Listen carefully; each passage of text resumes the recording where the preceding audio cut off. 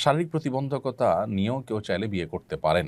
এক্ষেত্রে দুটি বিষয় লক্ষ্য করতে হবে। প্রথমত, যার শারীরিক প্রতিবন্ধকতা আছে তার প্রতিবন্ধকতা তার স্ত্রীর হক আদায়ে যেন প্রতিবন্ধক না হয়।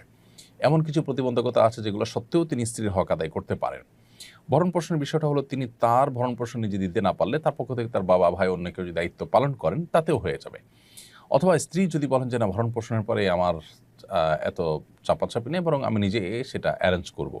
তাতেও কিন্তু বিয়ে বিশুদ্ধ হয়ে যায়। অতএব প্রতিবন্ধী মানুষ হলে তাকে বিয়ে করা যাবে না বা তাকে বিয়ে দেওয়া যাবে না, ব্যাপারটা সেরকম না। ছেলে হোক আর মেয়ে হোক, প্রতিবন্ধী হলে তাদেরকে বিয়ে নেওয়া জায়েজ আছে। শুধু দেখতে হবে যে এই প্রতিবন্ধকতা যেন নিজের জীবনসঙ্গীর কোনো হক আদায় করার ক্ষেত্রে তাকে যেন তিনি যেন অপারগ না হন।